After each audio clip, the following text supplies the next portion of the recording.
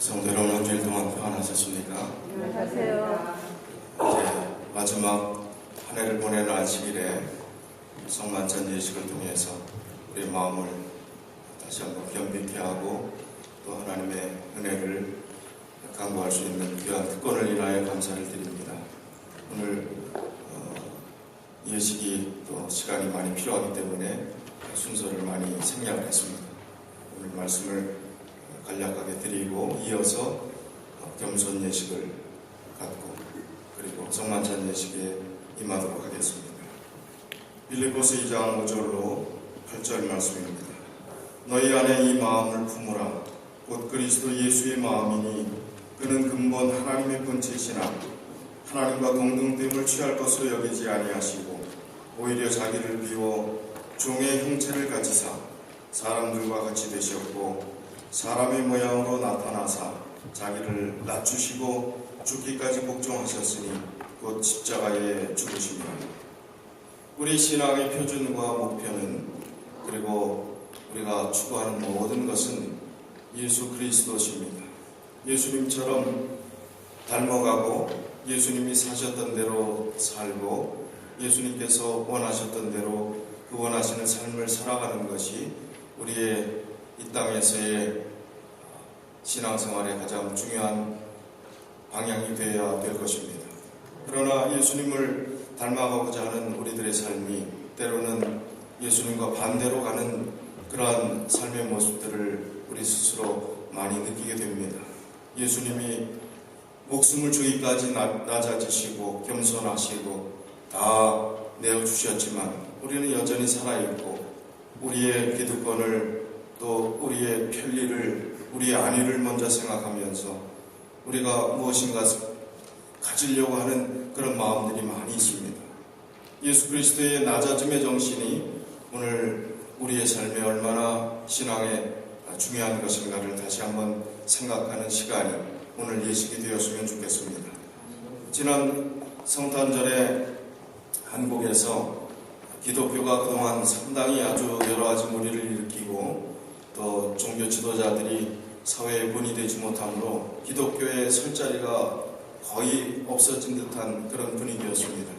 그런데 지난 성탄 공영방송인 KBS 방송에서 다큐멘터리 특집으로 한 프로그램을 성탄 특집으로 했는데 그 다큐멘터리 원이라고 하는 그 프로그램에서 주기철 목사님의 생애를 특집으로 다뤘습니다. 주기철 목사님이 어떤 분인지 아시죠? 우리 한국의 신사참배를 반대해서 순교하신 분이십니다. 다만 나에게는 일사각오의 결의가 있을 뿐입니다. 죽음을 불사하고 한 가지 길을 가셨던 이분의 그 다큐멘터리의 내용들을 읽으면서 아주 눈물을 제가 많이 흘렸습니다. 우리가 예수 그리스도를 믿는다면 바로 이분처럼 살아야 될 텐데 이분과 같은 길을 걸어야 될 텐데 그런 생각들을 하면서 이 긴 1시간가량 되는 이 다큐멘터리를 여러분에게 다 보여드릴 수가 없기 때문에 요약해서 나온 한 5분 정도 되는 영상을 좀 보여드리도록 하겠습니다.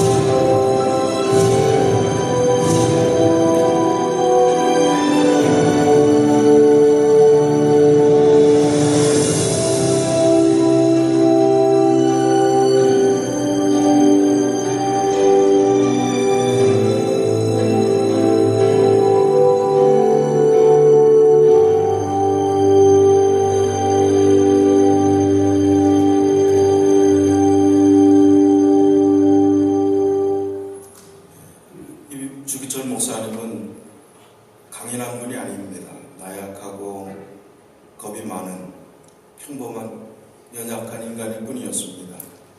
맨 마지막에 남긴 말도 따뜻한 숭늉 한 그릇 먹고 싶다고.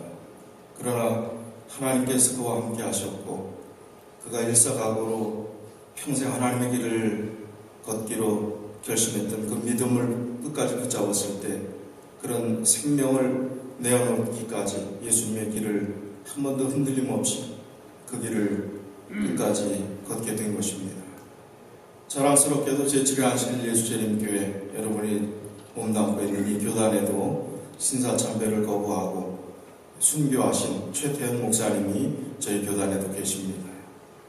얼마나 아름다운 길인지 우리가 살아가는 우리 자신의 삶의 모습을 생각해 보면서 이런 일사각오로 정말 모든 것 다 내어주고 낮아지고 예수님의 정신으로 살아야 됨에도 불구하고 우리 자아가 여전히 살아있고 또 여전히 우리가 연합하지 못하고 사랑하지 못하고 그리고 주님께서 가장 기뻐하시는 하나님의 사업에 관심을 두지 못하고 살아가는 우리의 모습이 얼마나 안타까운 모습인가 생각할 때 정말 우리 자신이 다시 한번 이 주기철 목사님의 생애를 우리의 삶에 적용하면서 우리 자신이 주님께서 원하시는 길을 이제 새롭게 결심하고 가야 하겠다는 그런 강한 생각들이 제 마음속에 들었습니다.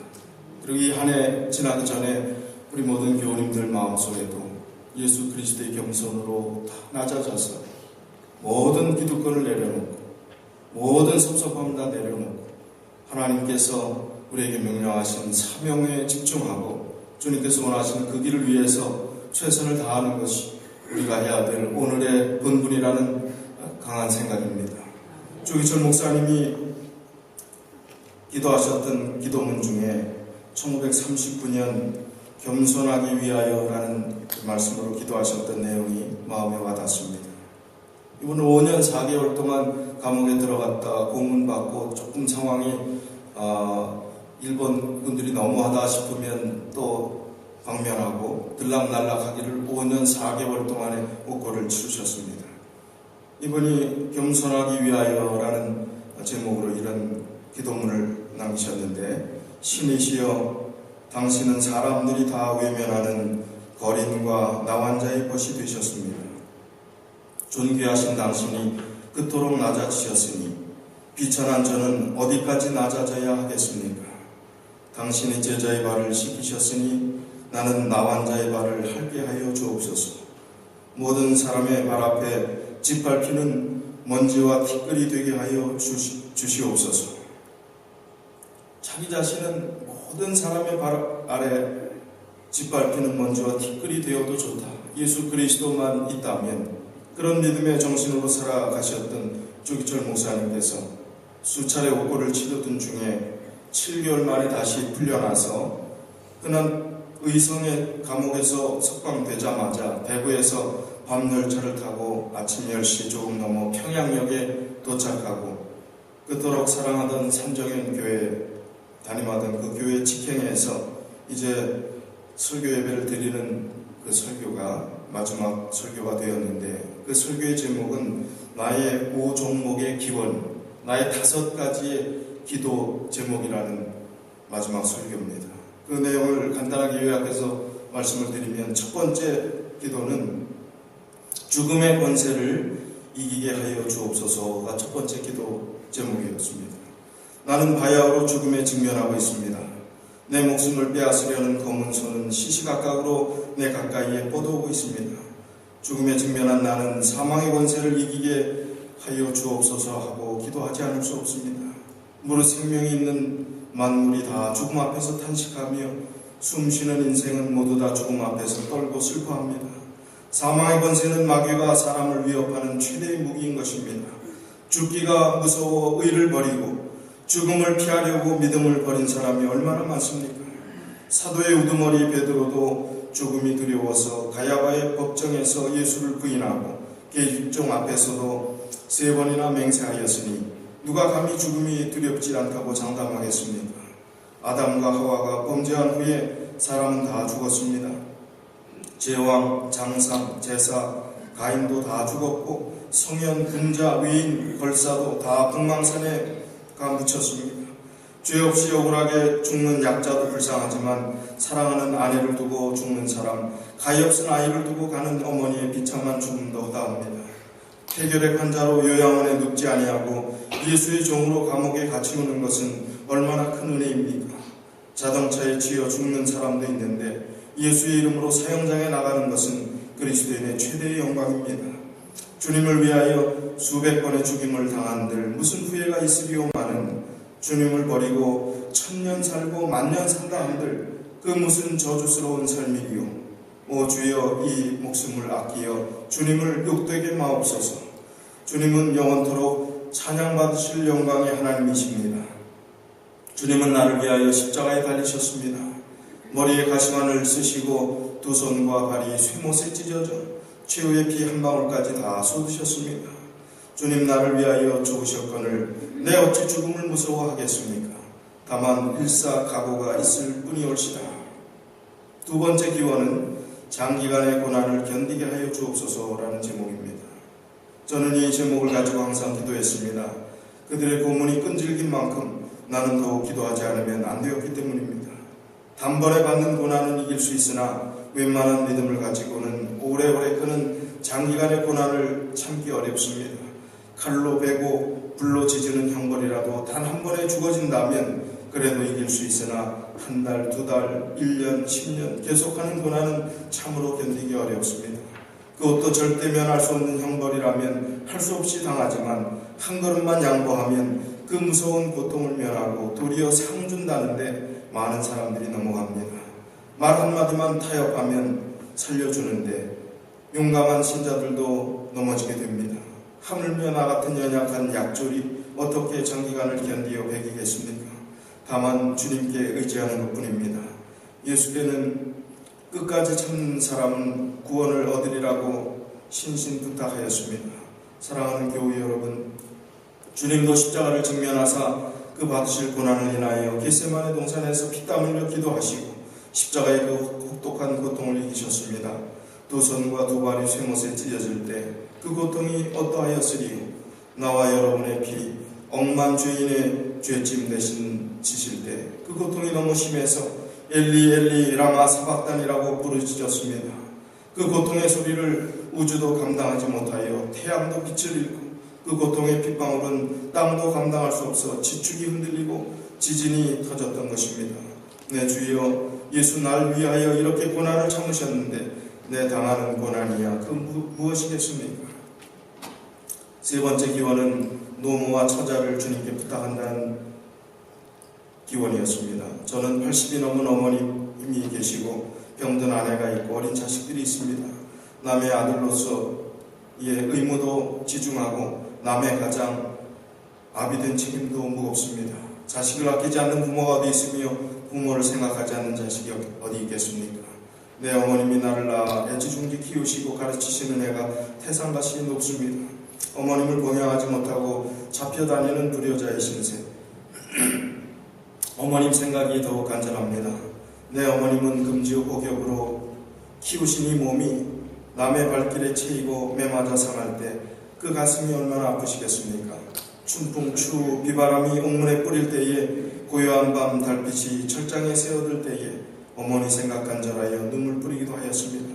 하지만 어머님을 공양한다고 하나님의 계명을 범할 수는 더욱 없습니다. 주님 십자가에 달리실 때에 당신의 아픔도 잊으시고 십자가 밑에서 애통하는 어머님을 재차 요한에게 부탁하실 때 이 심정이 어떠하셨을까요? 십자가 밑에서 가슴을 치며 애통하는 마리아의 아프신 가슴 어떠하셨을까요?